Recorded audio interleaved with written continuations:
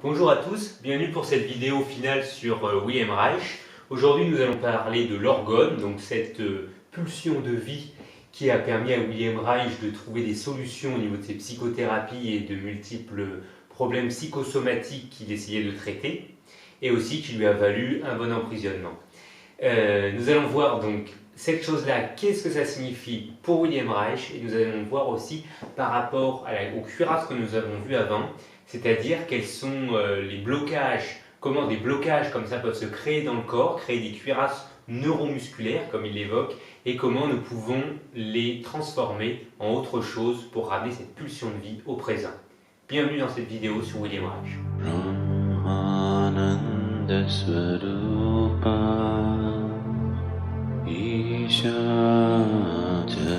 Donc pour commencer cette vidéo, reprenons justement ces différentes cuirasses caractérielles et voyons ce qu'ils ont en commun, c'est-à-dire leur dysfonctionnement mutuel.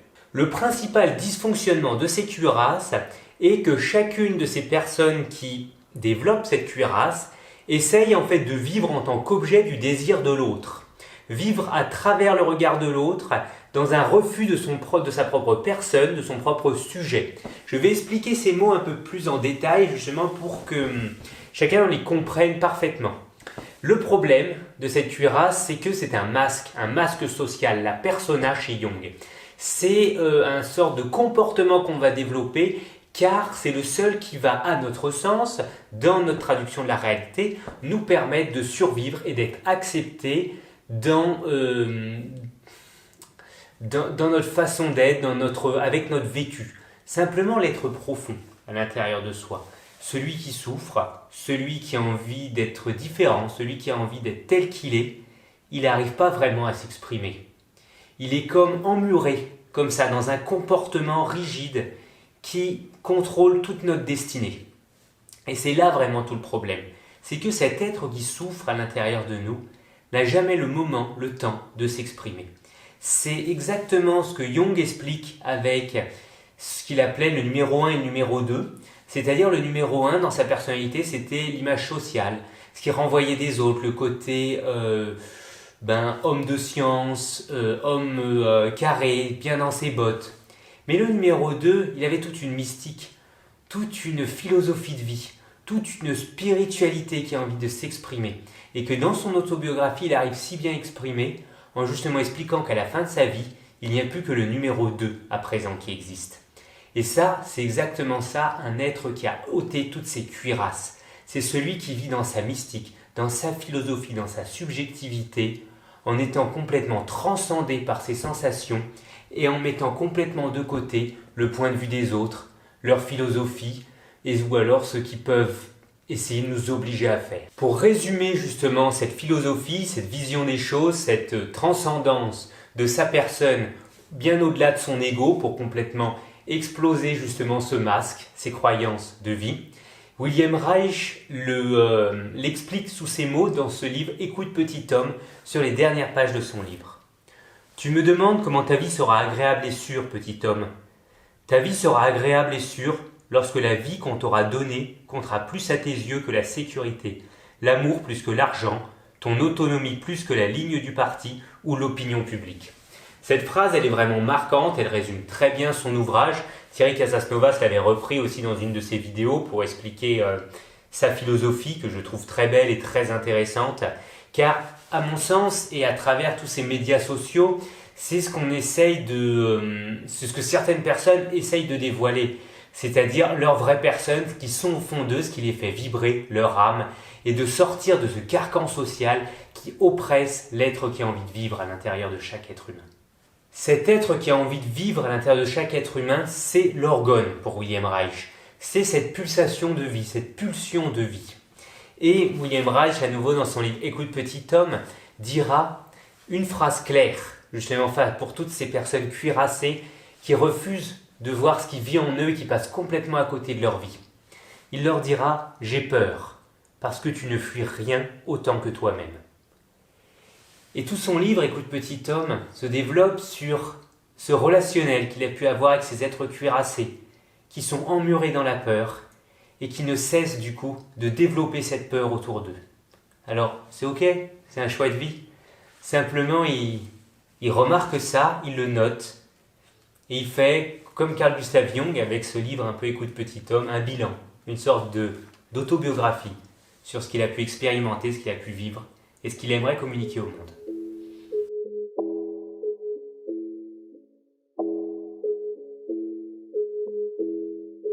Dans la troisième partie de cette vidéo, ce que j'aimerais qu'on développe, c'est vraiment un aspect, c'est-à-dire que quand on a une cuirasse, justement, comme nous tous, et moi de même, j'ai une cuirasse de temps à autre qui revient et que j'aime aussi des fois mettre, il n'y a aucun souci.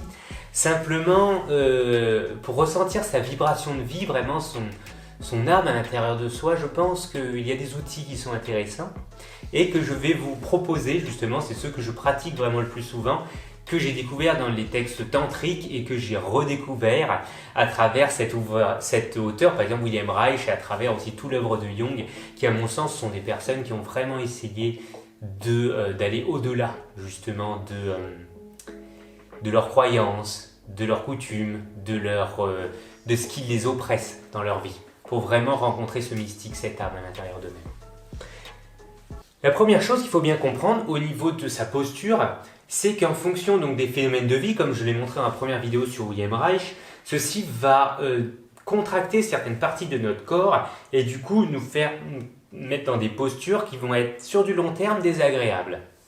Au cours de ma pratique en tant que psychothérapeute et psychologue, j'ai pu constater que de nombreuses personnes, quand ils apportaient du contenu, par exemple, d'un moment où ils n'avaient été pas du tout reconnus par un tiers, ou alors qu'ils étaient dans un déficit amoureux très important, ou alors qu'ils manquaient de confiance en eux, ceci se rigidifiait vraiment dans le corps, et en allant voir vraiment cette souffrance dans le corps, on arrive à la transcender, à trouver de nouvelles réponses. Par contre, si on essayait de débattre, on va dire, avec la personne qui était encore complètement bloquée à l'intérieur de ce corps, rien n'émergeait. Par contre, quand ils viennent explorer leurs problèmes, leurs blocages, et ils viennent transcender ce blocage, là, quelque chose d'autre émerge. Et nous allons voir comment nous pouvons faire.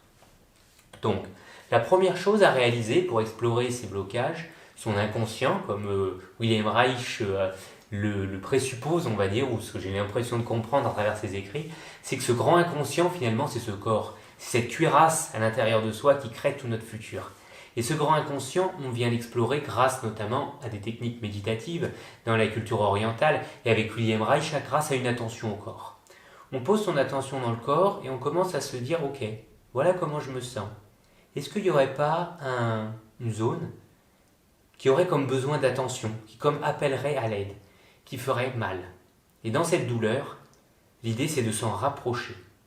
Et progressivement de s'en rapprocher de plus en plus pour ressentir cette douleur ou cette extase, si vous êtes dans un état de bien-être, et de venir avec son attention comme se joindre à cette sensation, ne faire plus qu'un avec cette sensation, et rentrer progressivement au cœur de cette sensation, pour vraiment ne faire plus qu'un, au plus profond de cette sensation de mal-être ou de bien-être à l'intérieur de vous.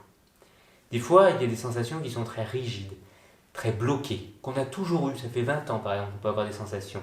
Là, ça va prendre beaucoup plus de temps, je vous l'accorde, mais cette technique fonctionne même sur des grosses difficultés, en tout cas pour ma personne et les personnes que j'ai pu accompagner.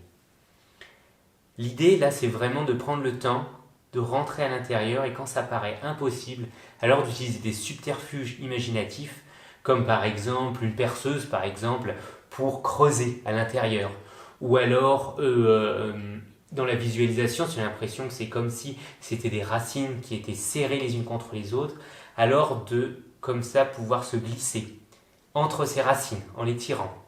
Si c'est complètement impossible, alors de son être, comme d'imaginer qu'il peut se liquéfier et se glisser à l'intérieur. Tous ces subterfuges vont permettre aussi de trouver d'autres solutions face à des problèmes de votre vie de tous les jours et face à la façon que vous avez de réagir. Je ne peux pas sur cette vidéo vous donner des grandes clés comme ça qui permettront d'expliquer tout sur la vie. Je peux juste vous dire que dans cet imaginaire, cette imagination active, comme l'explique Carl Gustav Jung, il y a la solution qui est d'abord de manière métaphorique, comme dans un rêve, et qui progressivement va faire sens dans votre vie, va vous donner des clés. Ça, ces clés-là, c'est que vous qui pourrez les comprendre, car c'est à travers votre imaginaire, vos symboliques, et comment vous codez toute votre vie. Ça demande un travail très poussé, à deux, avec un psychothérapeute avec lequel vous avez confiance et avec lequel vous vous sentez en confiance pour parler de votre subjectivité et que lui puisse l'accueillir et vous aider à trouver un sens à toute cette subjectivité qui des fois n'en a pas. Au niveau objectif, en tout cas au niveau apparent. Mais elle en a toujours un profondément. L'important, c'est de le creuser. L'autre chose que je voulais évoquer dans cette vidéo, c'est que chacun des blocages, que j'ai eu l'impression, n'apparaît pas par hasard. C'est-à-dire, c'est pas, je sais pas, quelqu'un, par exemple, deux personnes qui ont un problème de reconnaissance, ça va pas être un qui va être au niveau du cou, par exemple, et un au niveau du bassin. Ça va être, alors ça peut arriver, ces choses-là, mais dans ce cas-là, c'est pas spécifiquement un problème de reconnaissance qui est mis en avant, c'est autre chose, j'ai l'impression. Et quand on creuse, cette autre chose apparaît plus claire pour l'autre personne en face, pour le patient. Ça paraît beaucoup mieux résumer sa vie que le problème de reconnaissance. Et chacun de ces blocages peut être associé justement à un chakra spécifique qu'on retrouve dans la culture orientale.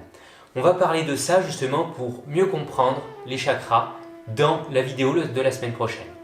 Là en tout cas, l'objectif c'est que vous ayez bien compris l'orgone, cette sensation de blocage à l'intérieur de votre corps et comment l'explorer.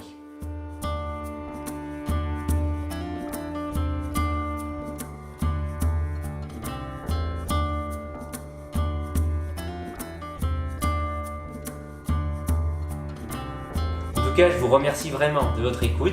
J'espère que cette vidéo vous a permis de mieux comprendre l'approche de William Reich et avec les autres vidéos aussi, et de vous permettre de trouver en tout cas des débuts d'émancipation face à votre cuirasse pour trouver votre âme en vous qui des fois souffre énormément et qui a envie de s'émanciper. Je vous souhaite une bonne journée et une agréable exploration de vos cuirasses. Bonne journée à tous.